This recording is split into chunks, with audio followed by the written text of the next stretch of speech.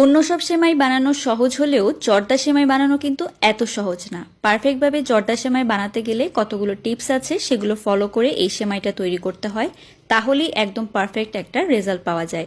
প্রথমেই 1/3 কাপ পরিমাণে এখানে সয়াবিন তেল দিয়ে দিলাম, তার সাথে 4টা দিয়েছি আমি এলাচ, আর দারুচিনি দিয়েছি 2 টুকরা, তেজপাতা আমি 2টা মাঝখান থেকে কেটে দিয়ে দিয়েছি। এখন আমি প্রাণীর যে চিকন সেমাইটা আছে এই সেমাইটা নিয়ে নিচ্ছি, আর সেমাইটাকে কিন্তু প্যাকেটের মধ্যে থাকা অবস্থাতেই ঠিক এরকম করে একটু ভেঙে নিতে হবে কিছুক্ষণ গ্যাপ দিয়ে দিয়ে, এতে করে কিন্তু একদম পারফেক্টভাবে সেমাইটা ভাঙা হবে।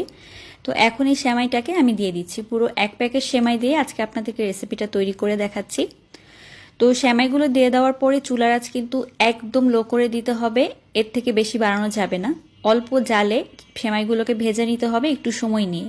সেমাই যদি ভালোভাবে না ভাজেন তাহলে কিন্তু এই জর্দা সেমাইটা একদম ঝরঝরে হবে না, তাই এই স্টেপটা কিন্তু আপনাদের অবশ্যই ফলো করতে হবে এবং এভাবেই কিন্তু সেমাই তৈরি করতে হবে।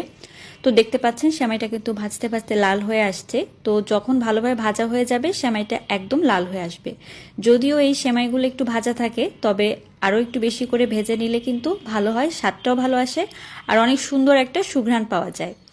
তো এখন আমি এখানে দিয়ে দিব পানি। তো পানি কিন্তু প্রথমে আমি 1/3 কাপ পরিমাণে দিয়েছি, তারপর দিয়ে দিব একটুখানি লবণ, আর তার সাথে বাদাম কুচি আর কিশমিশ দিয়ে দিচ্ছি, কাঠবাদাম, তার সাথে বাদাম পেস্তা বাদাম দিয়েছি আর কিশমিশ, আমি 1 টেবিল চামচ করে বাদামগুলো নিয়েছি। তো পানিটা দেওয়ার পরে বাদাম দিয়ে দিলাম। এখন ভালোভাবে একটু নেড়ে নিয়ে ঢাকনা দিয়ে 4 মিনিটের জন্য আমি এটাকে রান্না করে নিব। তো এরপরে ঢাকনা তুলে আপনাদের যদি মনে হয় কিছু কিছু জায়গায় সেমাইয়ের কাঁচা রয়ে গিয়েছে, তখন যেটা করবেন 100 ml মতো এখানে আমি পানি নিয়েছি।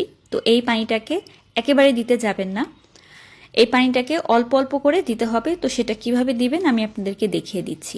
তো আমি ঢাকনাটা তুলে নিয়েছি, ঢাকনাটা তুলে নিয়ে এখন সেমাইটাকে উল্টে দিচ্ছি। তো দেখতে পাচ্ছেন নিচের সাইডটা কিন্তু ভালোভাবে সেদ্ধ হয়ে গিয়েছে, তবে উপর দিকে কয়েকটা সেমাই কাঁচা রয়ে গিয়েছে। এখন আমি ওই যে 100 ml পানি দেখিয়েছিলাম, ওই পানিটাকে হাতের সাহায্যে একটু নিয়ে ছিটিয়ে দিলাম। তো ছিটিয়ে দিয়ে আমি আবার ঢাকনা দিয়ে দিয়েছি।